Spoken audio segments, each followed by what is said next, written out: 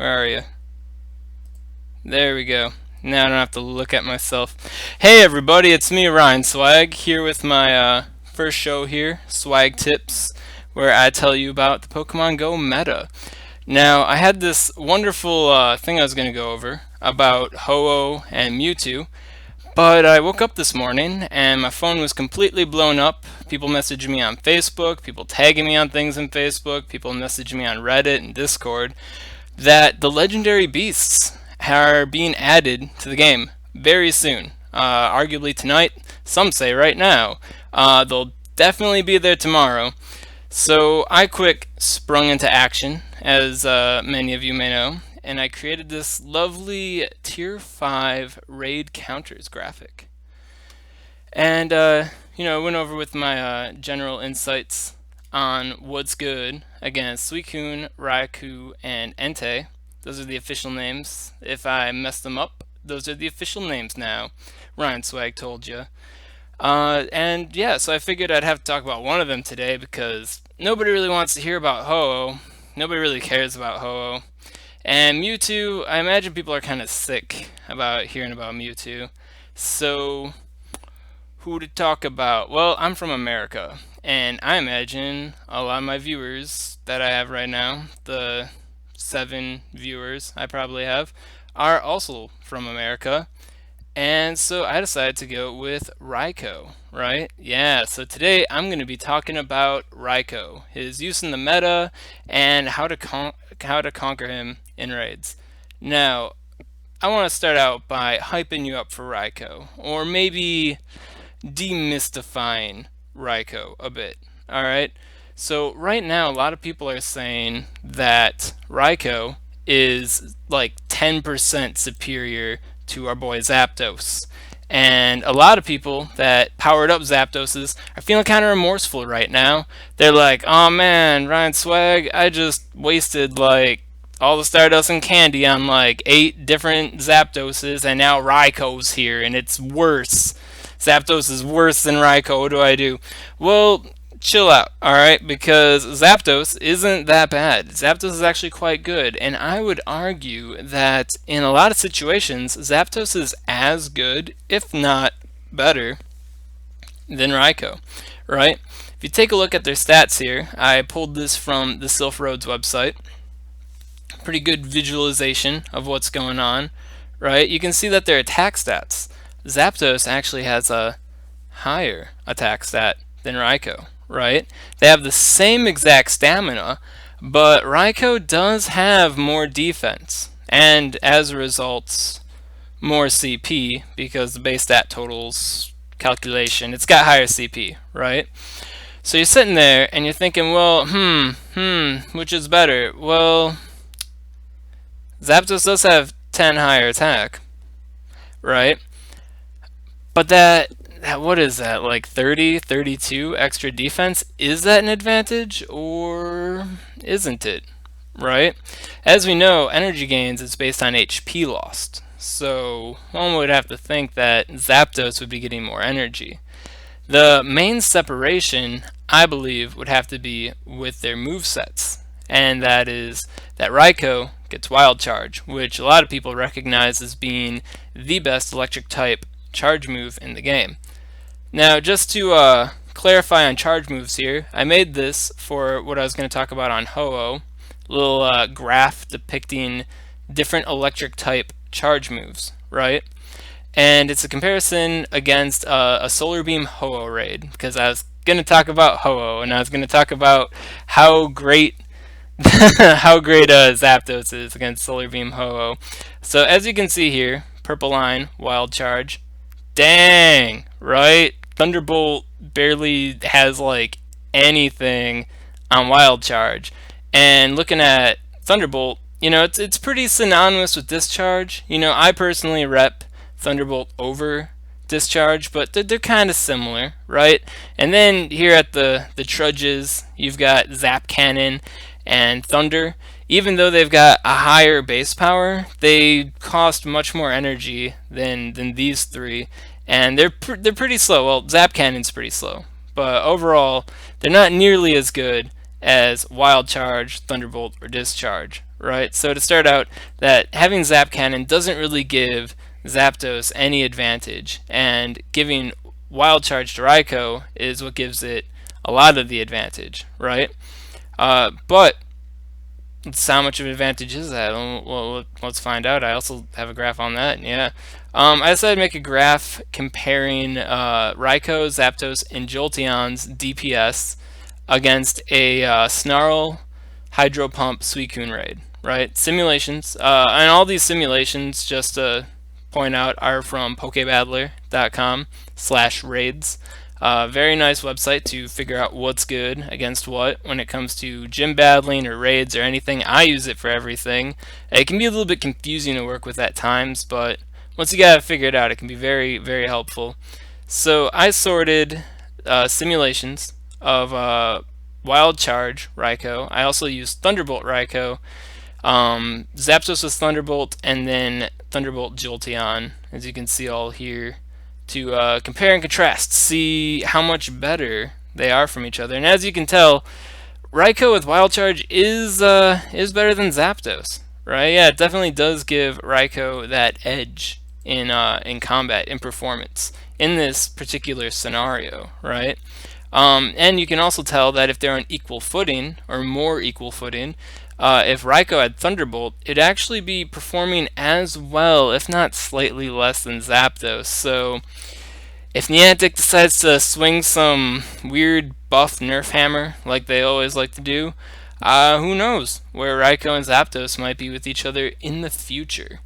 Not only that, but there are some particular advantages that Zapdos has over Raikou, and that's in that it's sub-flying type. Now, sub-flying type could be seen as a weakness, but it does offer Zapdos some resistances, and you can see that in a Solar Beam Ho-Oh raid. Ho-Oh is a legendary bird. Should probably have clarified this earlier. Legendary bird that may be coming up in the future. Maybe. Soon. How soon? Well, it's Niantic soon, so it's been announced several times. It's in a lot of the promotional material for the exclusive raids, but for whatever reason, we haven't heard any word on it. So, what to do, right? So looking at this, against the Solar Beam Ho-Oh, Zapdos is much better. Here you can see Zapdos not only has the higher DPS than Raikou. Raikou's this little dot hidden under Starmie right there. Yeah, there's Zapdos all the way over here. It's got more DPS, likely because it's lasting the fights a bit longer, so it can get more charge moves in. And then here is on the bottom, the x-axis is an estimation of total damage output. And I know they're decimal points. It's literally DPS divided by the number of times that they die, so you can ascertain how much damage they deal before fainting. Alright, so there's probably something clever I could multiply that by to make it look nicer, but hey, you know, if you're looking at 0.3 or you're looking at 3,000, same difference. They're going to be plotted the same on the graph. So yeah, so you can tell here that Zapdos has a much higher total damage output than our boy Raikou does, and more DPS, which means that it's strictly better than Raikou in this situation. I know. You guys are sitting there and you were thinking, man, that Raikou is sure so much better than Zapdos, but you didn't think about this, did you? No, you didn't think about Ho-Oh. You didn't know that was coming, right? Now you're also thinking, okay, Ryan, he's got the advantage here. All right, he's at Solar Beam. All right, yeah. If it was in an even scenario, Raikou would be all over, slightly above Zapdos. I know, right? So I ran a calculation using a Brave Bird Ho-Oh, right? And as you can tell right here, it's Zapdos and Raikou again, with Zapdos having ever so slightly higher DPS and ever so slightly higher total damage output. Now, just to clarify that this is using Wild Charge Raikou, and this is using Thunderbolt Zapdos. So why is Zapdos beating Ho-Oh out here? Good question, me. I think it has to do with that defense. them slight energy gains. It's not in the quick moves. Thunderbolt, Charge Beam, they have just about the same DPS, and Charge Beam has slightly higher energy gains, but I really think that those energy gains that Zapdos is getting over Raikou really come into play when it comes into raids. These long, drawn-out battles where you're fighting for, what, 5 minutes sometimes? Oh, 5 minutes times the out, but, you know. So I think it makes a slight difference. Now, how much does it really matter? Well, as you can tell, they have, like, basically the same DPS on average, and they have basically the same TDO on average. So I guess the TLDR is get excited for Raikou because Raikou is going to be hella either way you slice it. But if you did power up a bunch of Zapdoses, you don't have to feel too remorseful. Now, areas where Raikou does have some sort of advantage, I'm going to switch back to Raikou and Zapdos. There we go. Now, areas where Raikou probably would have an advantage would be in like gym fights, you know what I mean? Because then you don't have that long drawn out battle where you're like, all right, so these small energy gains are starting to pile up and they actually really matter now, and so now I can do slightly more DPS over time than this slightly superior Pokemon, you know? No, he's getting off those wild charges as fast as Zapdos is getting those Thunderbolts off and dealing more damage, potentially ending fights sooner. And then, of course, Raikou is unhindered by the potential weaknesses that being a flying type can bring it. Like if you were up against a Lapras raid, for example, people still do Lapras raids, right? I don't. I think the only tier 4 raid I've done in the past month is Tyranitar, but hey, if you ever want to fight a Lapras raid, then Raikou will probably serve you a lot better than Zapdos. And no, I didn't make a graph on that. I only had a day to prepare, you know. So good times there. All right, so now you're like slightly excited for Raikou, maybe a little confused. Like, so is Raikou good or not? Yeah, it's good, but Zapdos is good against Ho-Oh. What, you know? Let's get into how to counter Raikou. Right, the big ticket item thing I made that graphic for. Here's a zoomed in version of my tier 5 legendary beasts counter graphic that I put on Reddit, Twitter, and Facebook this morning. Alright, so you can see here in the supreme slot, the yellow circled boy here, Rhydon, right? That's going to be your number one option. Well, number one option, right, against Raikou, and that's the one that's released in the Americas right now, and will be here for a month until it rotates. Who we're getting next? I didn't check. Alright, so yeah, Rhydon. Now normally we place Rhydon, we as in me in the past and people with Game Press and stuff like that, normally we place Rhydon and Golem as being equal in situations where they're using ground type attacks. But what I found is in this situation, Rhydon is just so like better to such a degree. It's not that big, but it was like big enough for me to want to make the judgment call and be like, Rhydon is the yellow circled one and Golem is the green circled one. Golem is certainly very good, and Donphan is really good. And then you've got Dragonite here. And you're probably thinking like Dragonite, red. If you're familiar with my rating system, scroll on down. Glass, high damage, low survivability. Dragonite, right? Yeah, normally Dragonite doesn't find itself in this position. But because Raikou is so strong with its Volt Switch moveset, which is basically like the electric version of Confusion, and for everybody that's been reading up on Mewtwo raids and getting prepared for Mewtwo raids, that should signal to you that Volt Switch is going to suck really bad, and it's going to kill a lot of your Pokemon if Raikou has Volt Switch, especially if it's got Volt Switch with Wild Charge. Now you got double trouble, because you got that 50 energy bar move there to punish you, you know? So yeah, so Dragonite actually has like roughly half the survivability of Rhydon, and roughly half the survivability of Golem and Donphan. So it's really hard for me to like rate it as being good, even though it has high DPS. Its survivability isn't as there as it usually would be, and this is all using the Pokebattler simulator. So I am fully aware that Dragon resists electric, and that Flying is weak to electric, so that means that Dragonite's taking neutral damage. I'm aware of that. But the simulator is spitting out that Dragonite is dying pretty fast, right? Now these four options aren't the only four options that you have to fight Raikou with. You've got some other viable options down here. A lot of people on Reddit like to ignore this part, and then they're like, why didn't you list down Nidoking? Oh look, I did. Nidoking, Nidoqueen, Tyranitar, Sandslash, Machamp. I have to update this. There's a list of minor text fixes I want to make, but Executor is also a good option against Raikou. Now, the reason why these Pokemon aren't featured is because Nidoking, Nidoqueen, Tyranitar, Sandslash, all of them have lower DPS than the featured options, and like as much survivability as other featured options.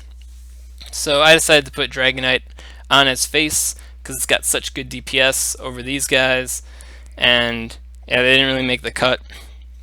Overall, you want to be pouring in those Rhydowns to try to take on Raikou. Your life will go a lot smoother that way.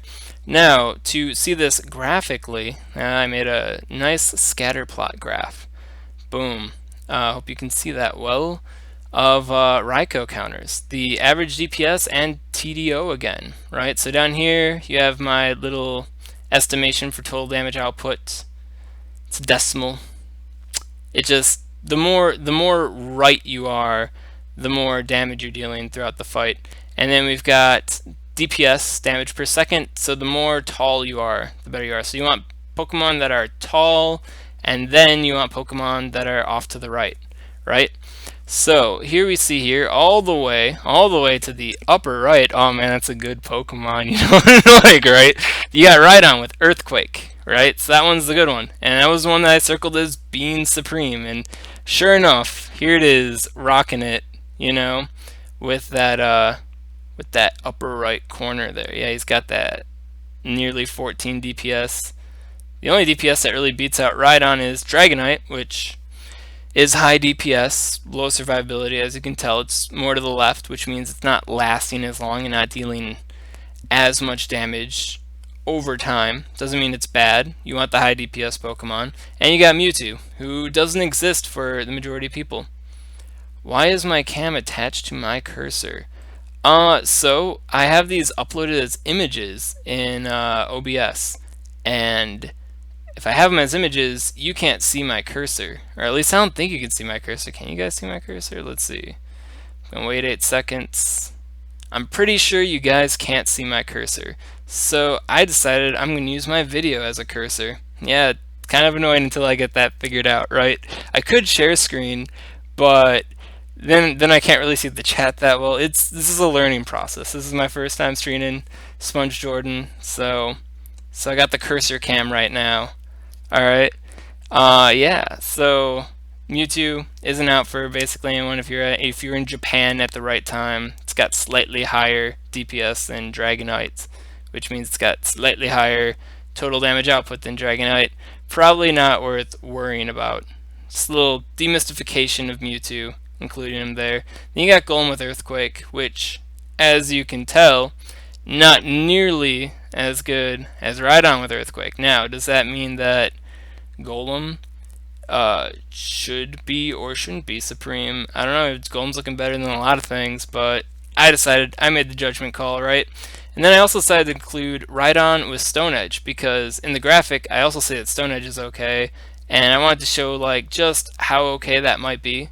Alright, and then hidden somewhere on this graph, where is it? Yeah, Golem with Stone Edge. Sorry, looking in the wrong spot. Yeah, Golem with Stone Edge is actually pretty bad. DPS is very low compared to the drop that Rhydon gets. So in future iterations of the graphic, I might wanna change up Golem's section a little bit because he's not looking too hot there. No, and you got Donphan, he's rocking it. And then everything else here is kind of like basically the same. Tyranitar, Executor, Nidoking.